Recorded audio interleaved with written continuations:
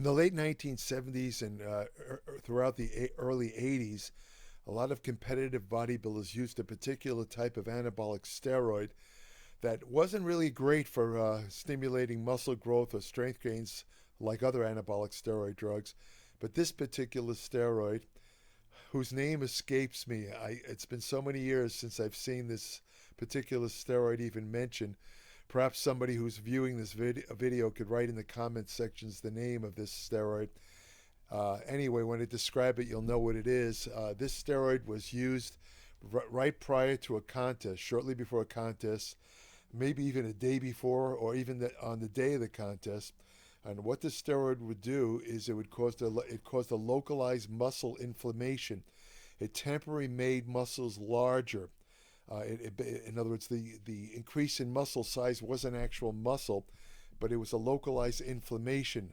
But to the naked eye, it looked like the muscle had grown as much as an inch. So they injected in certain muscles that would respond, would look bigger instantly, such as the calves, the deltoids, in some cases the biceps and triceps. Later on, this particular steroid was superseded by something called pump and pose, which was devised by a German person or possibly a bodybuilder, I don't know. He marketed it as pump and pose. It was later called synthol, and synthol became a standard of substance used by competitive bodybuilders. What was synthol? Okay, synthol. Let me talk about that. Synthol basically was. I'm trying to give you what the composition of synthol. It was basically medium chain triglyceride, and it also had it was 85% medium chain triglyceride oil, 7.5% lidocaine, which is a localized anesthetic, and 7.5% alcohol. Now, the lidocaine was included with synthol because it's a painkiller, and the alcohol sterilized the mixture and reduced the risk of bacterial infection. Of course, MCTs are also used orally as a supplement. It doesn't has a less proclivity to be converted to body fat.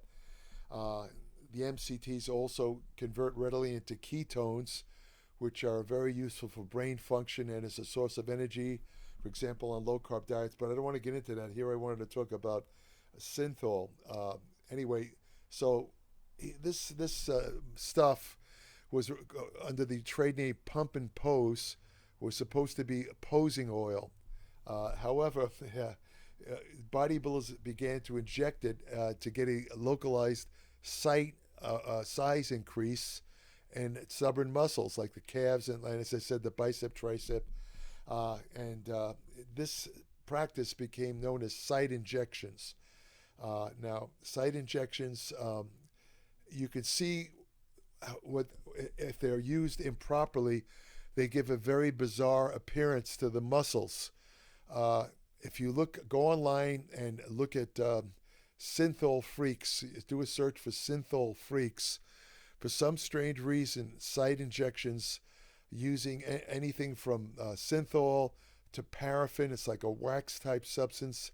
All different substances are injected into the muscles these are usually amateur bodybuilders. For some reason, a lot of them are in South America, Brazil, and they come up. They use so much of this stuff. They put so much of these injections into their muscles that they have a very bizarre appearance. Their arms look like balloons. Some of these guys claim to have 28-inch arms, but for some reason they don't inject it in their forearms, so their forearms look like sticks. They look like lollipop arms. They have little skinny necks. They're very freaky looking. Some of them injected in their pectorals, where their pectorals look like kind of weird breasts. I mean, disgusting looking bodies. And I guess they don't care. They just want to be big, and that's their thing. The problem is that synthol injections and all these other substances that are used for site injections can cause various serious health problems. One of the worst is that it can cause muscle fibrosis. It can cause, in other words, when you inject these different substances like synthol and the other substances that are available that are used for site injections, they can cause the muscle to turn into scar tissue, which basically is dead tissue. In other words, these site injections used regularly will actually destroy muscle tissue. It's a painful and it's usually an irreversible condition. The only way to get rid of it requires surgery. There's no other substance that you could use that will actually, get rid of the look. Now, there's other more serious side effects that are associated with site injections of synthol.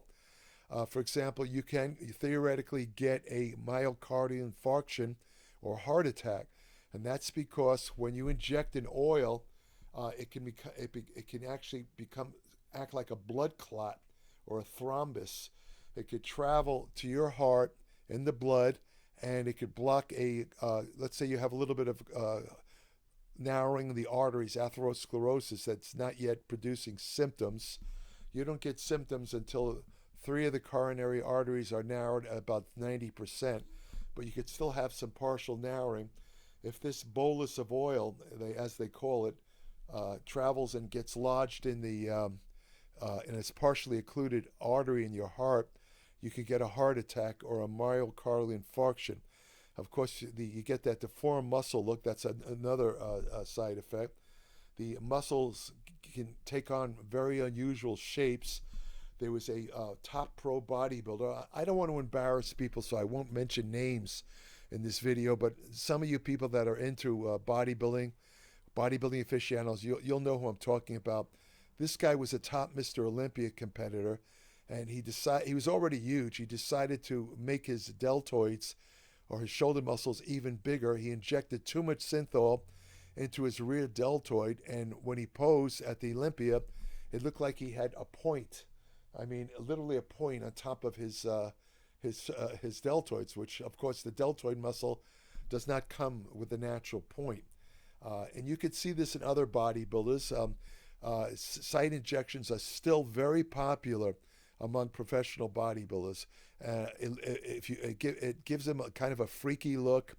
If you look closely and you know what to look for, you'll see that about 98% of them are using site injections. The site injections can also, if you hit the nerve when you're injecting, it can cause severe nerve damage. There was one bodybuilder who had his girlfriend, this is a pro bodybuilder, he had his girlfriend inject him with, I believe it was synthol. Again, I'm not going to mention his name, but what happened was this synthol, sure enough, it acted like a blood clot or a thrombus. It traveled he could have gotten a pulmonary embolism. He almost died from it. It was very serious. You could also get site injections cause muscles to have ulcerations. It can cause literally ulcers in the muscle. It can increase your rate of a stroke, and it can block blood vessels, not just in the heart, but also in the lungs and in the brain.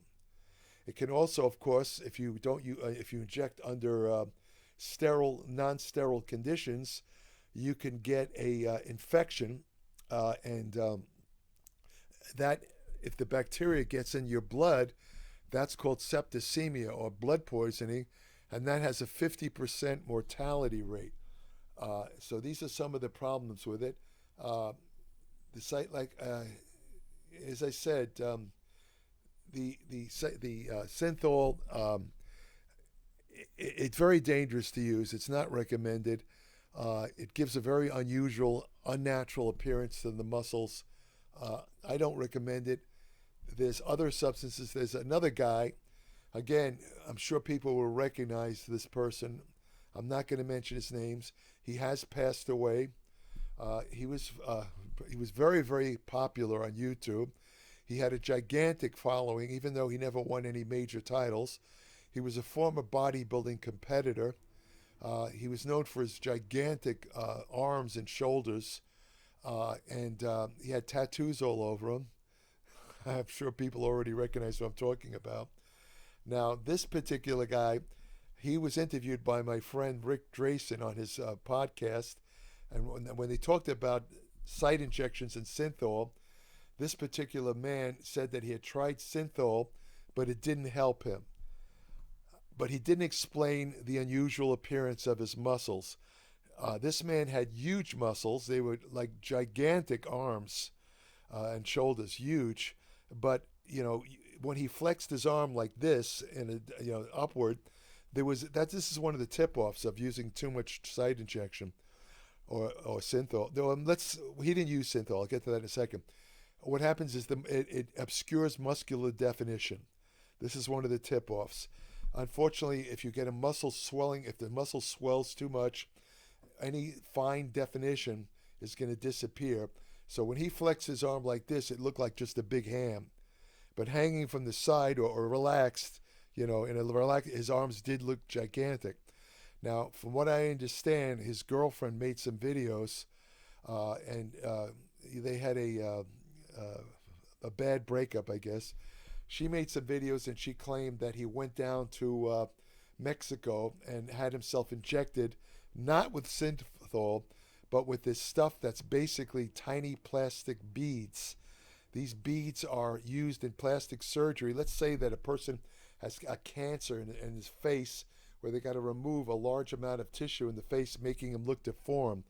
Well, plastic surgeons will use skin grafting and also insert these kind of plastic beads to fill the tissue that has been taken away, removed, to remove tumors or whatever.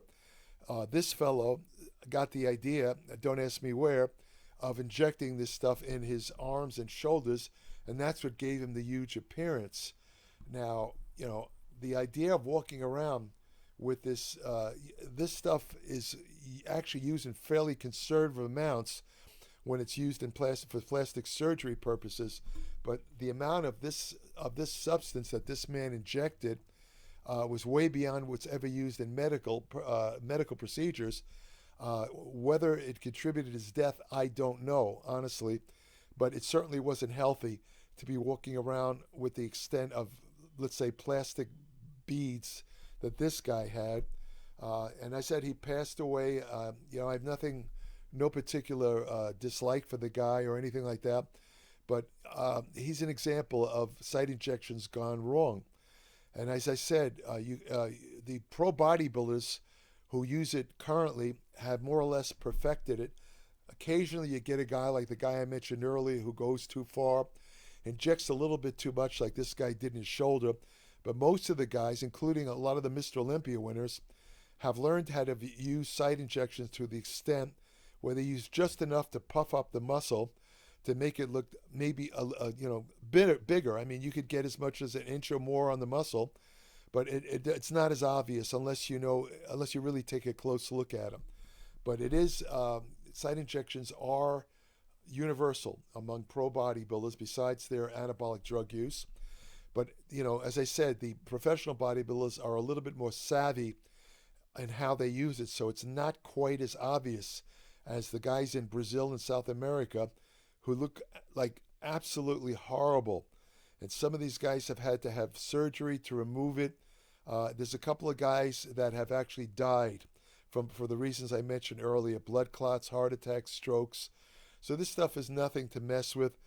I'm sure that most of you who are viewing this video are rational enough to know how kind of stupid it is to inject a substance, even synthol, which is basically benign compared to some of the other things they're injecting. Synthol, of course, is mainly medium chain triglyceride, which is at least a natural substance. But again, if you inject too much or if you hit a vein or something where it gets in the blood, it can form a bolus, an oil bolus, a kind of a clot substance that can give you a heart attack or stroke. So synthol, even though it's a natural substance, could not call it benign. I'm going to be writing an article in my Applied Metabolics publication about some of the cases where people have injected this stuff, what happened to them, and also some of the lesser known substances that are used occasionally for site injections. Like I say, some of the people actually inject wax. They actually inject wax in their muscles, paraffin they call it, which is nuts. It's crazy. But my advice, of course, is to keep away.